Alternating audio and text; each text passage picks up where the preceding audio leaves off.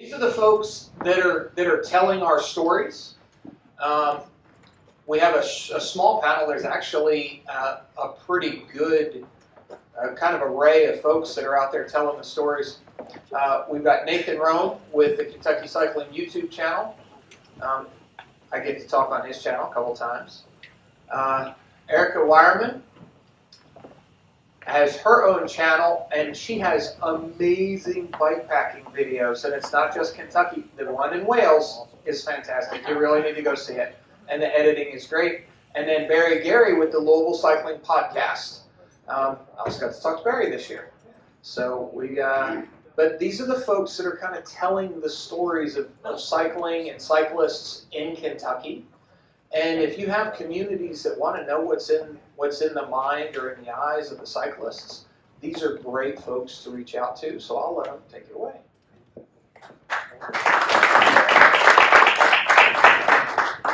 So my name is Nathan Rome. I'm the owner and content creator of Kentucky Cycling, which is a passion project which is aimed at promoting cycling resources in Kentucky and the surrounding region. If you've never heard of me before, I invite you to go check out my website, which is kentuckycycling.org. Out there you'll find a number of resources, including a list of bike shops throughout the state, a calendar, which is kind of bringing together all the cycling events that are happening throughout the state. I'm trying to promote like a collection of sort of, this is in its infancy, but like what I would call prime road routes. Gravel biking is huge, as Mike just pointed out, and I think that's one way that we've been able to contribute very directly is towards exploring Kentucky's gravel routes and then kind of publishing those. And then the YouTube channel is really at the heart of it. And out there are, I just invite you to go, it's just Kentucky Cycling. And there are a number of playlists. There's a Connections series, which is a number of interviews. And so I'll say I've interviewed a fair number of people in this room. but there's I'm just trying to help provide a service aimed at trying to help tell Kentucky's cycling story. So the Connection Series is one way, and one thing that's been great about the pandemic is it really pointed, I was doing some of these things in person, and it pointed me to Zoom, and now everybody knows how to Zoom. I don't have to go anywhere, and we can just schedule some time, and we can get an interview and put it out there. There's a gravel, bike playlist. There's all these different things. I'll say that one of the more popular, probably the most popular Kentucky video I've got out there is for the Dawkins Line Rail Trail, and it's had about 10,000 views. I want to put a bug in the ear of some of you that there's a what I call Trail Gnome Tour. I've only done about 6 of these. 3 of the folks I've done them with are in this room, but it's basically designed at. I'm not a wheels off the ground kind of guy. I say I'm a lover of all things cycling, master of none, and so I'm an average Joe slow pedaler. But if you're willing to have me kind of bring up the rear, what I love to do is go out and highlight the work that these trail stewards are doing in different mountain bike systems. And so the idea is pretty simple. I show up maybe with a couple of guys I ride with and kind of do a little interview with typically the chief trail steward, and then they take me on a tour, and then they talk about whatever they want to talk about, and we take the whole thing and put it up on YouTube, and then you can use it to promote your resource. Vince was the first one who did that, and I really enjoyed Josh. There's some comedic moments in there when we're talking about how we're going to get off the mountain, and he's saying, "Oh yeah, that's a double black diamond." Oh, whoa, and he's like, "No, this black diamond." And, hey, so anyway, fun stuff there. I again invite you to reach out. There's a contact page on kentuckycycling.org. I have a long-term goal of riding in all 120 Kentucky counties, and so I would say if you have either a mountain bike trail system, a favorite premium road route you think is great, or a favorite gravel route you think is great, and you would like to promote that and help draw people to your community, reach out to me, and I would love to come and ride with you, tape it, put it up on YouTube, and help tell the story in your area.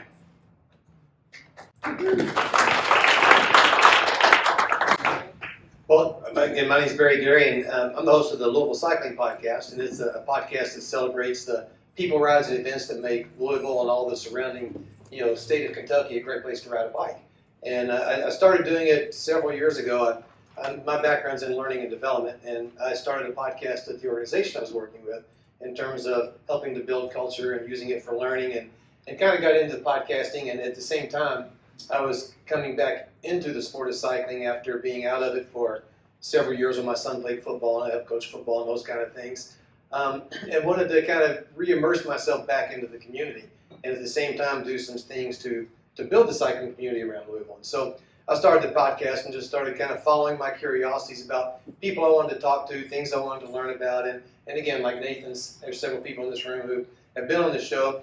And I try to publish an episode every couple weeks. I published a good one last night with a lady in the Louisville area who has an organization called Big Four Bike Social, which really emphasizes new riders and how they can leverage the social aspect of cycling to bring more people, just sort of the normal people in the community, into cycling in a less intimidating way. Because I think, as we all know, cycling sometimes, especially on the road, can be a little bit intimidating for new riders. And so I go out, I talk to folks, I try to find things that are of interest to people who are a part of the cycling community, and really sort of informal, and it's more about my curiosity and people I want to talk to, and I know I'll be taking the agenda home and doing some follow-up work when I get home. So again, most of the time I direct people to my website. It's got a lot of things on it. It's www.barrygary.com. It's pretty easy, but you can find the podcast anywhere you get podcasts, and it's been out there for several years now. So.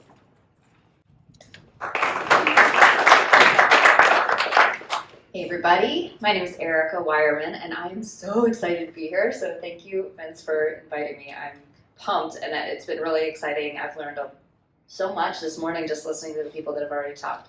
So, and Maria, I've just got to say, Maria is on it with the bike park. It's awesome. I've only been there once, but it was amazing. And Sugar Camp is like my favorite place on the planet. So if you haven't been there, go check it out. So I'm super underqualified to be here, but I still love the opportunity to chat with people. So my cycling history starts about 20 years ago when my would-be husband or now husband introduced me to mountain biking. And we got into it back then and loved it, but life kind of took over. And maybe 3 or 4 years ago, I was competing horses at the time heavily, and my show horse was injured, and so I sort of rediscovered mountain biking and am like insanely obsessed at this point. So what happened is with time, I started thinking, well, how can I spend just more and more and more time on my mountain bike? Like, I just want to be on it all the time. And so that led me to explore the opportunities that bikepacking have to offer. And if people in this room are not familiar, get on board with bikepacking. Like, if you want tourism, if you want money in your communities, it is exploding right now. Everybody wants to bikepack. Bike touring has been around for an awful long time, and for people like me who are terrified to ride on the road, we're looking for opportunities to connect communities and go different places via single track or bike paths or rail trails and things like that, so we can go explore for long days and then camp at night. And get on bikepacking.com. It's an enormous website full of routes, full of inspiration, full of gear, reviews, things like that. So that is kind of what happened to me 3 years ago, and now I'm deep down that hole. So my YouTube channel is a total accident. It really is a place that I just archived videos to share with family and friends. And in the last several years, when I have the time, which I apologize if you go and get on my YouTube channel right now, it's not updated at all. But over the years, some of those little edits have gotten a little more attention. I really appreciate the opportunity to make some. I focus more on just trying to make it entertaining. They're really not informative at all. But if you want to check it out, they're pretty bikepacking heavy these days. And yeah, I would just say that anybody who's interested in growing bikepacking, I started the Central Kentucky Bikepackers page on Facebook. So if any of you are a part of that, I appreciate it. It's growing like crazy, and I think that we should start to do some more, group rides. We do some introductory rides every year, or are on our second year of doing that. And the more that those grow, the more we can introduce all kinds of people to a bunch of new communities. So last thing I'll say on that note too is that Vince mentioned my trip to the UK.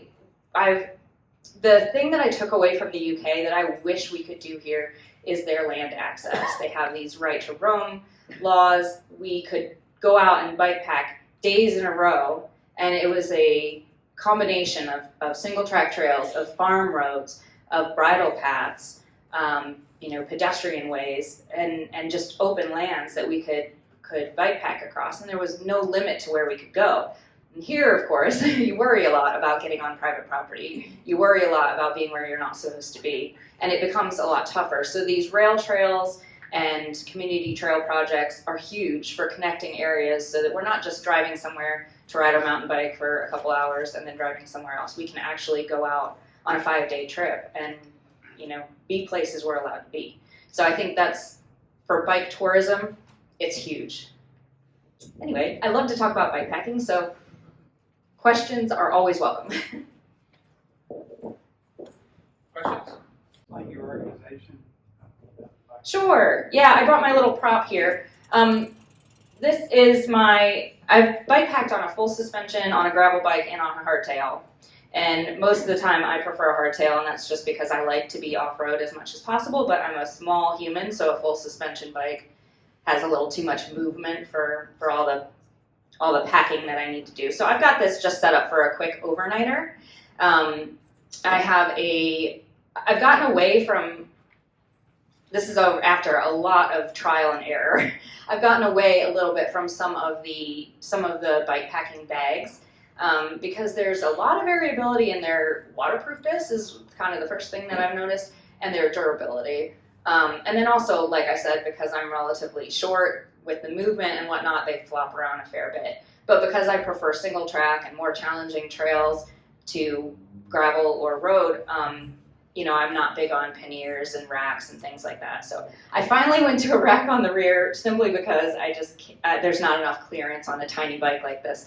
So I've got a front roll here that actually has a separate harness system and then just a dry bag in it. So I really like, rather than having to undo all of my bikepacking bikes or bags from the bike and taking them to camp, I can actually just leave the harness on the bike, quickly disconnect the dry bag and take that and set up my tent. It's great when it's raining or the conditions aren't good or you're in a hurry. So this is just a dry bag and a harness that has a sleeping bag, change of clothes, minimal toiletries in it. I have a top tube bag here that I keep snacks in. I usually wear a hip pack as well with snacks and water. The front triangle here, I didn't put a bag in there today, but if I have a longer trip where I'm worried about water, I'll use a frame bag in there that has about a 2-liter bladder with a hose that comes up, and I just connect it to my bar so that I can pull it back and drink from it. And then in the rear, I've got my tent and my sleeping pad. And then the other thing that I think is really, really handy is trying to integrate as many tools as possible, so I don't have a whole bunch of tool kits and whatnot flopping around. So I've got like a tubeless repair kit in the end of my handlebar there. I've got a frame-mounted but very powerful little hand pump down here. I have in my bottom bracket, I've got one of these multi-tools with a chain breaker. So a lot of these things I don't ever have to worry about thinking about packing because they're all just built into the bike or stored inside the bike. So and like I said, this is a very simplistic setup and really only good for like an overnighter, but it just goes to show how simply you can get started. You really just need, especially depending upon the season, really just need a sleep kit, maybe a change of clothes. Half the time I don't bother to change anything. Cycling computer, lights of course for safety depending on where you're at. And that's really all that's necessary. It's really easy to get started, it's super fun. Yes. So, I'm Kelly Burton from London, Kentucky, and a lot of people have been talking about this trend. How many days are you out bikepacking? Is this for like just an event and a race, or are you there trying to do the entire Sheltowee Trace National Recreational Trail, 3 days, 7 days? What? It varies. For me personally, I do everything from overnighters, quick overnighters, because you've got a weekend and that's what you can work with. My longest trips are usually like 5 days at a time. Oh shoot, I'm blanking on the name of the North Country Trail through Michigan is a fantastic place to start if you want like a longer, it took 4 to 5 days, probably 4 to 6 days. But it's all off-road, so you don't have to worry a whole lot about navigation. You don't have to worry a whole lot about traffic or anything like that. And it does connect a couple little communities, so there are resupply options. So that's a nice choice too. But the thing about bikepacking is there's no limitations. You can ride on the road if that's what you do. You know, gravel is huge right now, so gravel routes are really big. If you like more remote, you can go more remote. If you're the routes that we did in the UK were much more kind of like coastal pub to pub type of things. So there was a lot, we didn't have to carry a lot of food or anything like that. So you really can find routes. Bikepacking.com, I'm telling you, like, there's something for everybody on there. How much would it cost to outfit a bike like that? How much you got? At $5. Yes, we'll start the bidding. Again, it varies so much. I have just a closet full of gear that, you know, I've tried and used, and some things I like and some things I don't. This is about it's about a $2,000 hardtail. It has an upgraded wheel set on it, but most of it's fairly stock. This dry bag, unfortunately, this is kind of stupid, is made by Salsa, and I fell for it, and I like it because it has like openings on both ends, and it's the right diameter to put on the front of a bike, because some of those dry bags of the same volume are wide. So anyway, this was $60 or something. This is ridiculous. But anyway, not everything is that expensive. My tent is probably $350. It's a super ultralight bikepacking specific tent. Probably $100 pad. But obviously you can get away with less. The more money you spend, the lighter weight, obviously, like all of our outdoor gear, you get more premium products. And if you don't want to carry all the weight, it's nice to spend this. Yeah. So I think there's a big opportunity here in terms of bikepacking. I'll say Kentucky, in my opinion, is currently underrepresented in this area. Bikepacking.com, which Erika's referenced, is sort of the internationally known, really, website. There is a total of 1 Kentucky route out there right now. It's actually down in the Big South Fork recreation area, and as I understand, there's a portion of that route which is actually not rideable, currently, called No Business. It's the No Business Loop, and it goes actually down into Tennessee a little bit. But that's new, and that's a big thing. 361 Degree Adventures, which is a adventure racing company. A couple of Kentucky brothers actually own this company, and they've developed route in Red River Gorge. And it's designed as an overnighter. I personally would see it ambitious as an overnighter. It'd be more like a weekend trip for me, but it's like an 80-mile route and utilizes a combination of single track. It's got some hike-a-bike. It's got quite a bit of road. And yeah, it's got definitely a lot of creek crossings. Some roads which might be better described as creeks. And then there's also, they've developed the breakdown bikepacking route, which is ultra high endurance route, which basically goes through a lot of Kentucky and it's like, and maybe Virginia too, and it's like over 300 miles with 40,000 feet of climbing. And these are kind of, but I think there's a lot of potential. So, in Eastern Kentucky, for example, the idea here is you develop a route. It's not an event, it's a route. And so people come from the surrounding area to do this route and complete this route and have this experience. They stop along the way for resupply, and they spend money in your communities. So there's definitely a potential for economic driver there. Untapped resource. I'll go with the lady I spoke to last night. Her name is Denise Greer. She's a bikepacker, and she was telling me she just completed a route that goes from Washington D.C. to Pittsburgh, and part of that is called the C&O Canal Towpath, which is it's not a lot of climbing, not a lot of elevation gain. It's all crushed gravel. It's if you do all of it and it goes into an alligator trail system too, it's like 350 miles total. She did it in 6 days. But all along the towpath ride, you have, she said every 15, 20 miles there are campsites that are built into the trail, just off the trail. It's only for trail users only, and there's usually room for 15 to 20, tents in each campsite. And so she and a friend of hers was able to ride it and do a very safe, very kind of scenic, fun ride over 6 days, and just really, so she just was very ecstatic about how nice an experience it was. Yeah, Nathan and I have both done that. Yeah, and I'll say that the most popular videos on my channel are actually for those routes, and so Kentucky. The challenge, Ohio is I think when rail trails phased out, they held onto the public easement, and that doesn't happen in Kentucky. So I think but in my opinion, there's still a tremendous amount of potential.